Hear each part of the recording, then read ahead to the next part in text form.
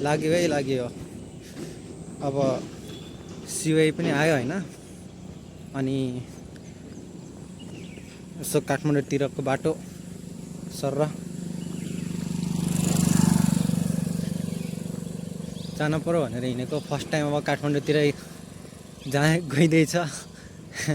यो उमेरसम्म अहिलेसम्म काठमाडौँ गएको थिएन। अब काठमाडौँतिर लागेछ, के छ कस्तो छ काठमाडौँ म पनि हेर्छु। अब चट्ट लाएर घुमिन्छ काठमाडौँ पनि यसो वरिपरि कस्तो हुन्छ अपडेट अगाडि हेर्दै गरौँ। यो चाहिँ मेरो दोस्रो भ्लग।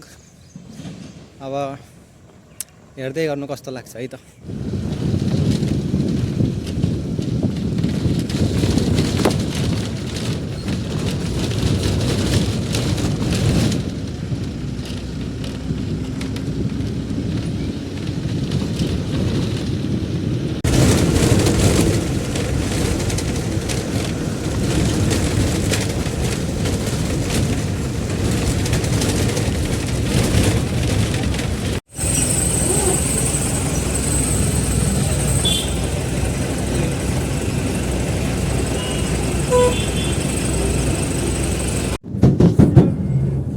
यात्रा चाहिँ भैरवातिर है। बुटलदेखि सिधै भैरवातिर हामी लागि पर्यौँ।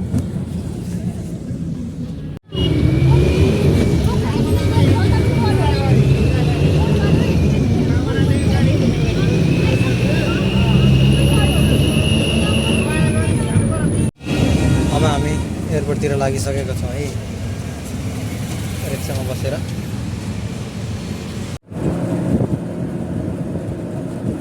फाइनली हामी एयरपोर्टसम्म आइपुगेको छौँ है त।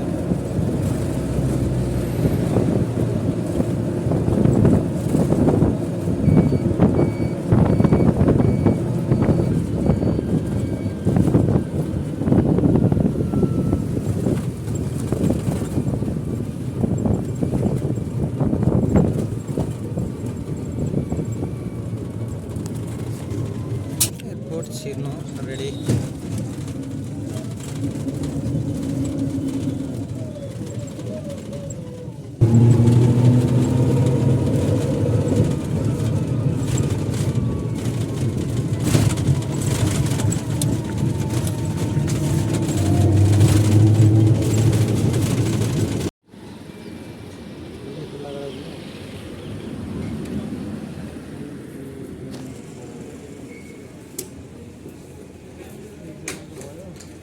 एकजनाको छैन।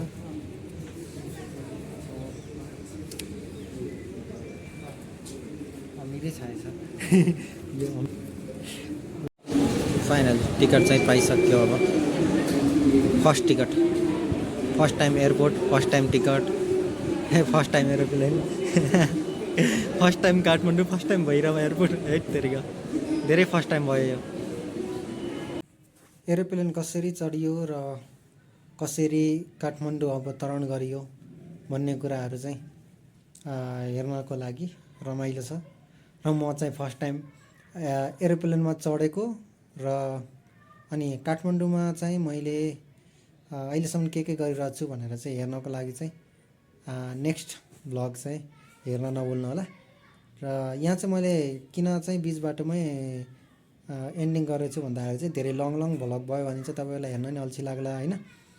त्यो भएर एउटा छोटो क्लिप गराएँ एयरपोर्टसम्मको। त्यसपछि चाहिँ अब एयरपोर्टमा गएपछि एरोप्लेन फर्स्ट टाइम चढेको एरोप्लेन अब काठमाडौँमा उत्रिसकेपछि के कुरा भयो भनेर हेर्नको लागि चाहिँ फेरि कन्टिन्यू नेक्स्ट भ्लग हेर्नु है त।